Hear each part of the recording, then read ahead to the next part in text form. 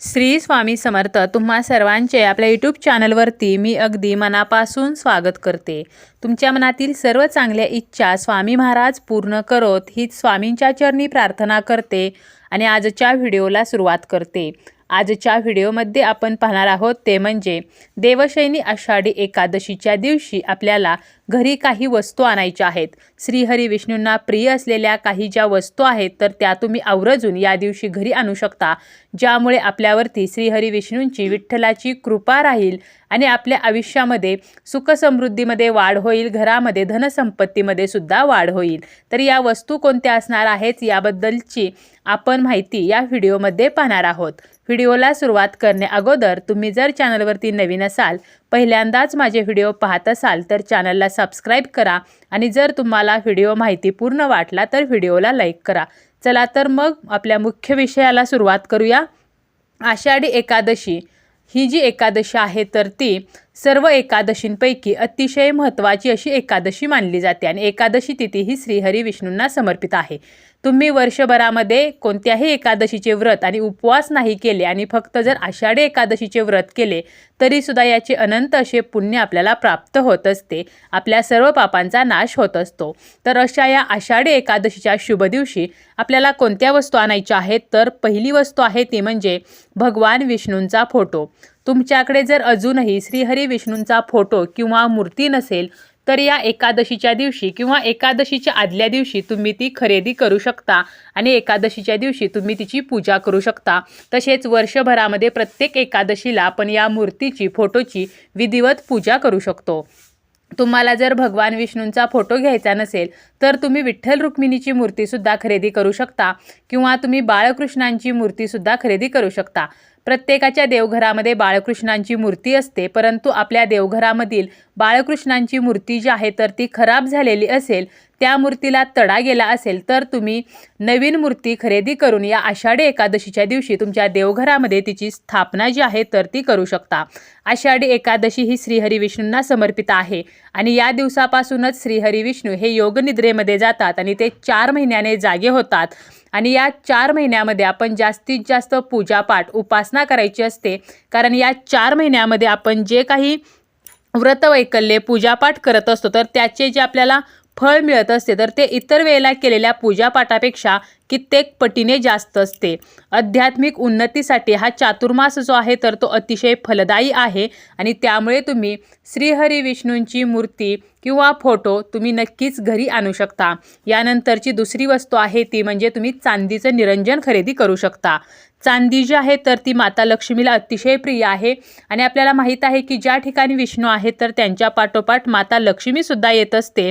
तसेच शनी, राहू, केतू तर याचा वाईट प्रभावसुद्धा आपण जर चांदीचं निरंजन आपल्या देवघरामध्ये लावलं तर याचा वाईट प्रभाव कमी होतो। त्यामुळे तुम्ही या दिवशी चांदीचं निरंजन खरेदी करा आणि चातुर्मासाचे जे 4 महिने आहेत तर 4 महिने तुम्ही हे निरंजन तुमच्या देवघरामध्ये लावा। यानंतर तुम्ही ते एखाद्याला दानसुद्धा करू शकता किंवा तुम्ही एक चांदीचं निरंजन खरेदी करा आणि एखाद्या व्यक्तीला ते तुम्ही दान स्वरूपामध्ये द्या, कारण या दिवसामध्ये आपण जे दान करतो तर याला सुद्धा विशेष असे महत्त्व आहे। यानंतरची वस्तू आहे ती म्हणजे तुळशीची माळ। तुळशीची माळ ही खास करून भगवान विष्णूंच्या मंत्राचा जप करण्यासाठी वापरली जाते। तसेच श्रीराम आणि श्रीकृष्णांचा कोणत्याही मंत्राचा जप करण्यासाठी सुद्धा तुळशीची माळ वापरणे हे चांगले असते, कारण धार्मिक ग्रंथानुसार भगवान श्रीराम आणि श्रीकृष्ण तसेच विठ्ठल हे विष्णूंचे अवतार आहेत। त्यामुळे तुमच्याकडे जर तुळशीची माळ नसेल तर तुम्ही ती या दिवशी नक्कीच खरेदी करू शकता आणि या माळेचा वापर करून तुम्ही ओम नमो भगवते वासुदेवाय किंवा ओम नमो नारायण तर यापैकी एका मंत्राचा जप करू शकता।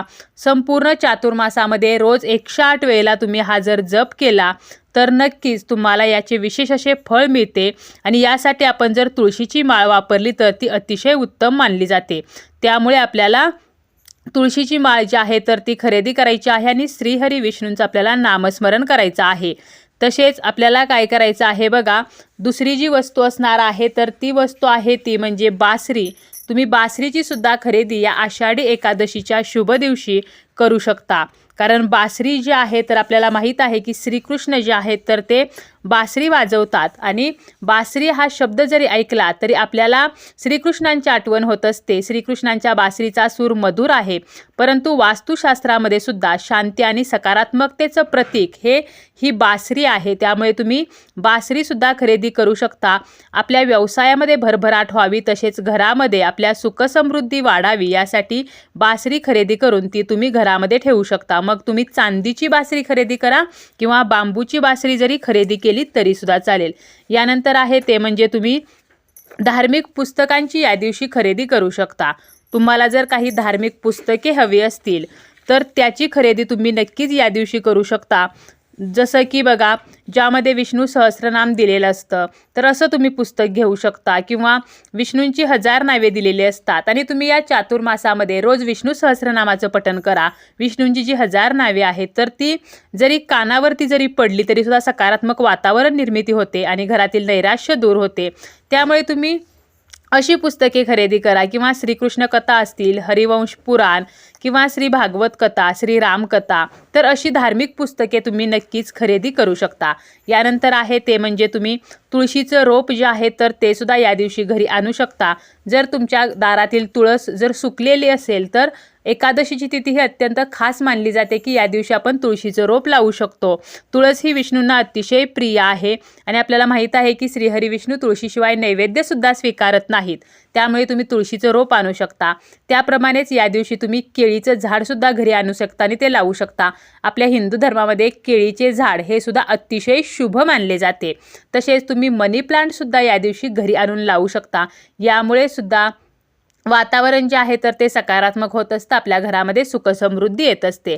तसेच तुम्ही पिंपळाचं झाड जरी या दिवशी लावलं, घरापासून थोडंसं दूर तुम्ही पिंपळाचं झाड सुद्धा लावू शकता आणि पिंपळ वृक्षाची पूजा तुम्ही प्रत्येक शनिवारी करू शकता। एकादशी, पौर्णिमा, अमावस्या या तिथींना करू शकता, ज्यामुळे पितृदोषासारखे जे दोष आहेत किंवा ग्रहदोष आहेत, शनिदोष आहेत, शनीची 7.5 आहे, तर हे जे दोष आहेत तर ते कमी व्हायला मदत होते।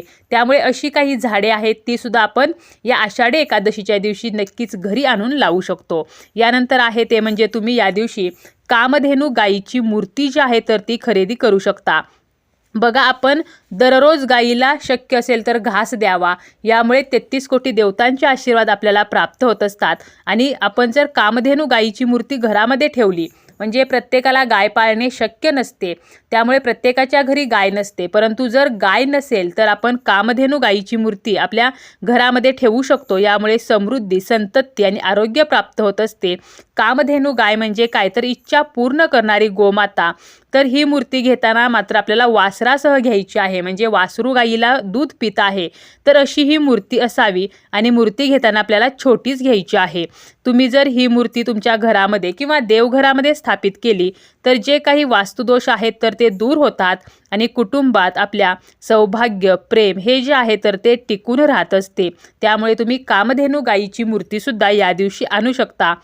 या दिवशी आपण दक्षिणावर्ती शंख किंवा घंटा ही सुद्धा खरेदी करून घरी आणू शकतो।